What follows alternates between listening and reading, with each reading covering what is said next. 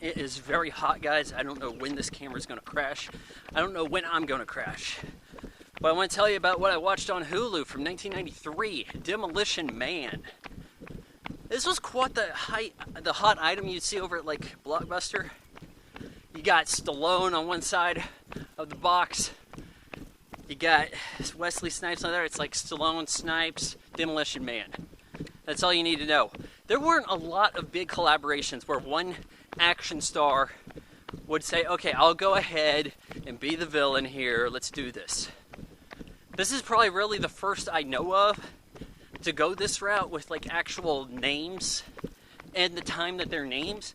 Of course, Stallone's a big deal here. Wesley Snipes come fresh off Passengers 57. He'd later have Drop Zone. He had movies, Boiling Point. I mean, he was a name.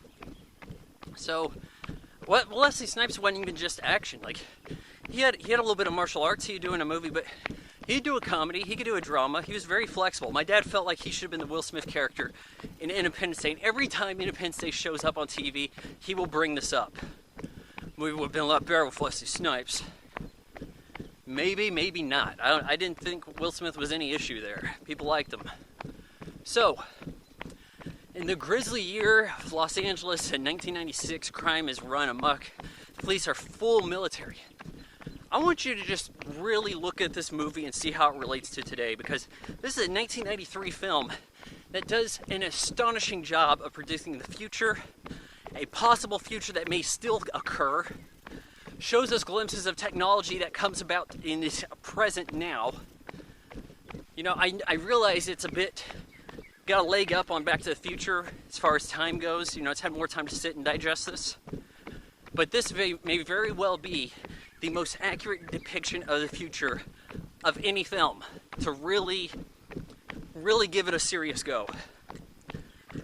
So maybe crime wasn't that bad, but you see the police are like full military. You send in this guy, John Spartan, just gonna call him Stallone. He's the Demolition Man. Every building he goes into has a tendency of exploding. There's some hostages, they can't find them. They're not picking up on heat signature, but he's gotta find them. This guy, Wesley Snipes, Simon Phoenix, blonde hair.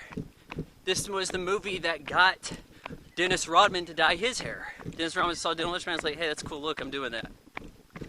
And so that's how Dennis Rodman came to be the Rodman you know and love and hate, maybe. Well, Simon Phoenix, he's a loudmouth, he's snarky, he's incredibly violent, has a fun time doing it. They have a bit of a cat and mouse battle. Simon gets knocked out temporarily. There's a bit of foreshadowing. He's like, is it hot in here? Is it just me? Or is it cold in here? Is it just me? Or, you know, I'd lose my head if it wasn't attached. Says things like this, foreshadowing for the setup at the end. And Stallone knocks him out, carries him out of the building. Phoenix! Place is blowing up. They learn that the hostages died in an explosion, but it's later discovered that they were dead already. You know, forensics in 1996, I guess, is pretty awful, pretty haphazard. So, Phoenix is being sent to the cryo chamber. He's got a long sentence, but John Spartan, Stallone, I need to just call him Stallone to Snipes. He's going to be joining him. He's sentenced to like something like 40 years in the future. Was it 40 or not quite the full sentence that he got to? There's rehabilitation that undergoes. There's a lot of man junk in this movie that you may not have picked up on VHS. A little undercarriage from Stallone and others as they're being frozen naked in this chamber where it seems like it would kill them before they freeze them. They're very slow. It's like, hey, let them drown a bit, then we'll activate the auto freeze. You got this like title sequence kind of just showing him as he's stuck in suspended animation, and they're like, oh hey, it's supposed to be like overnight. No, it's like a nightmare every day. But he's also programmed with some skills he learns later that he can sew. They try to tap into him, give him some skills for him to use in the future for when he unthaws. Not an awful idea, you know, as far as prisoner rehabilitation goes, because if your plan is to not give him the death penalty, this seems to be a pretty good way to go about it. Hey, get them out of our current hair, get them in line for the future, right? And it seemed like a lot of this worked. There's a guy who's overseen this whole program, and he's like the big boss in charge of whatever town they're calling this because of some earthquake consolidation. And, oh man, I hear some wildlife here. I don't want to get attacked by a bobcat, but you know, the things I do for you guys, right? Well, Stallone, I should have wore some bug spray too. He's thawed out early because Simon Phoenix was being unthawed, which makes you wonder, why was Phoenix getting unthawed? Seemed like some kind of error. This is done on purpose. Simon goes on a killing spree. He's taking people out. No one can withstand the violence. No one's trained to deal with actual violence. Which makes you wonder, like after World War III, how safe was the world? Did they just like straight up genocide everybody that disagrees with America? Because it's the only way you could really eliminate the violence and get everybody on the same page through some kind of authoritarian rule. Well, this guy ruling the city had released Simon, and he programmed him to kill this guy. I watched his stand-up recently. He's Conan O'Brien's cousin, voice of the F-150 truck commercials. Anyways, he was sent to kill him because he operates the underground, where these guys are starving. They didn't want to live by the rules. Man, it's so hot. I probably should have stayed in the shade. Yeah, so he's sent to go kill him, but he doesn't really want. He wants to have a little bit of fun first. He needs to get a gun. Goes to the museum, where it's the only place to get guns. The police are trying to respond. It's Sandra Bullock's idea. She's given some big authority here to unfreeze John Spartan and get him on the page. Stallone. And you know, Stallone's adjusting. It's a fun adjustment. He learns of the 3 seashells. This seems to be a trope in of itself. Like, you just talk to somebody about the 3 seashells, this never explained device of the future. It solves the problem of toilet paper. And it just makes you wonder, when are we ever going to get the 3 seashells? Somebody's got to be working on it, whatever the device or mechanism is going to be called. You know they're going to want to call it the 3 seashells. They have cameras all over the place, surveillance. That's not unlike areas today where screens are prevalent, you know, omnipresent, you know, ubiquitous touch screens everywhere. When the cops try to arrest Snipes, they have an incident. They don't really know how to do it. They don't know how to go about arresting him. They basically consult YouTube on an iPhone.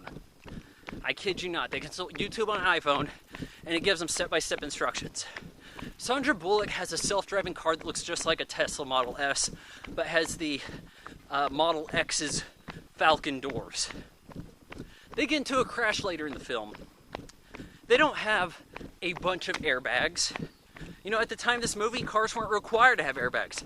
Fancy sports cars had 1 airbag. This has safety foam, all encapsulating. The precursor to what we have now with the 8 different airbags. That's what the safety foam is. So much is right on. There's video calling from the TV. There's weird shit too. Like, you know, as Stallone's pursuing him, he's kind of falling in with Sandra Bullock, who has a thing for the 80s and 90s nostalgia. Tell me that's not a thing right now. The whole world revolves around 80s and 90s nostalgia. Roseanne got her show back because of that reason. Had it taken away because Twitter didn't exist in the 90s for her to get in trouble then. Yeah, this movie is so spot on. It's unbelievable. They have virtual sex. You know, almost like, well, virtual reality is kind of coming back now, but virtual reality was the next big thing in the early 90s, and it never really got there. The prices were always too high. The experience never really lived up. But in a movie, you could say it does. And so they gave it all this promise. Lawnmower Man, whatever the hell, Ghost in the Machine. Was it Ghost in the Machine? I think, yeah. So these are things happening in this movie. And then afterwards, he gets kicked out of Sandra Bullock's apartment for not agreeing to virtual sex. He wants to do the old-fashioned style. And they're like, no, that requires, there's a whole lot of mandatory rules to go through. The government has to sign off on you having a kid. Are we headed there? All right. And the government's all up in your reproductive business right now, ain't they? Well, he gets kicked out, and he's looking around on the TV. He gets a call from somebody. Naked chick. How did I not notice this when I watched this on VHS? Was I off eating ice cream, scooping up some ice cream, or taking a piss? Because you see that in a VHS tape your dad rent from Blockbuster, it sticks with you. So that was pretty shocking. Oh, other stuff. What food do they eat in the future? They go to fancy restaurants. Taco Bell, it won the franchise wars. Now, some people would say that Taco Bell is the least likely to survive the franchise wars.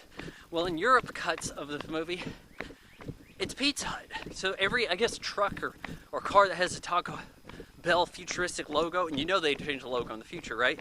And it's like a one color type thing. Very modern logo now. You know that they'd be doing it that way too. That they'd have to switch out the Pizza Hut, have a Pizza Hut menu at the restaurant, you know, for the product placement. There's not really a ton of action. There's some explosion of some fights. They're not the best looking fights. It's not like I'm in awe of the fightness. The camera work's a bit dated, a bit 90s. It doesn't have the polish or the real attention to detail in the overall production. You know, aside from the art direction and kind of the world building, it doesn't quite hit like Terminator 2 level of iconic status. And you kind of wonder, like, is this like some weird dry run at Judge Dredd? You have a cop sentenced wrongfully in the future, has to prove himself. Though he doesn't really investigate things, he just kind of goes on the word of Simon Phoenix, saying that he was set up. Yeah, things like that, right? So him and Sandra Bullock team up, Benjamin Bratt's in there. I thought that for some reason Rob Schneider had a bigger role, but all he really does is just sit in the coffee room and laugh at some jokes. There's cursing rules. Stallone curses up a storm to use the tickets, which I wonder if they'd actually issue you tickets if people are all being tracked by microchip, which some employers want to do now. Keep tabs on their employees. Working minimum wage stipulated by the union. Right? Would they really issue tickets? Because he used that to wipe his ass. So what was he doing? Walking around with a bunch of crust in there? Yeah, a bit too much, huh? Catches up with Wesley Snipes. They have a fight. There's a freeze ray. Stuff's getting frozen. He eventually freezes Snipes. Swings over on this arm. This big giant prop. Kicks his head off. And that's the end of Snipes right there. He lost his head, right? Foreshadow. And now he's going to hook up with Sandra Bullock. The people below, you know, you got Conan's cousin. He gives his little monologue about how he wants to eat steak when he wants to eat it, whatever. You know, just doing his stand-up bit. There's a guy who stands off to his side sometimes. I don't think he talks. It's Jack Black. Jack Black played this like little underling in movies in the mid-90s, 1995. Waterworld. He's flying a plane, doesn't do much. I think he gets killed, crashes. Not in this movie, he didn't die, but I don't think he does. It kind of would have been nice if we built up some of these other characters. But you know, the Stallone ego won't really have that. And there's a lot of time, like 30 minutes of the movie's dedicated to Wesley Snipes. Taking his orders from the guy who set up this country. He gets killed by Snipes. Well, Snipes has orders, he can't set him up. And I said country, I meant city, but he has one of his goons that he thought out kill him because he didn't have the same orders. And it's like some kind of RoboCop deal. You gotta fire Dick Jones first. So it's bloody, it's satirical like that. It's got this fine line of comedy, but the action's taken seriously enough. It's not something you see today. I'm having a real hard time running because I did some squats the other day. And I was fine the next day, but then the next day, shit. Couldn't even walk upstairs. Yeah, this Demolition Man will for the most part deliver a movie that you can't get anymore today and is more like today than most movies. And possibly in the near future. It's even mentioned Arnold Schwarzenegger being in politics. Sure, it has him as having a presidential library. And someone scoffs at, that guy? Really? Demolition Man. You know what? I was thinking about 2.5 stars, but I think, honestly, I'm going to go 3 stars with this. I don't think it was the best action film of Stallone in that time, and it's a fairly lower end 3-star out of 4 movie, but, you know, go ahead and check this out if you got a pair in Hulu.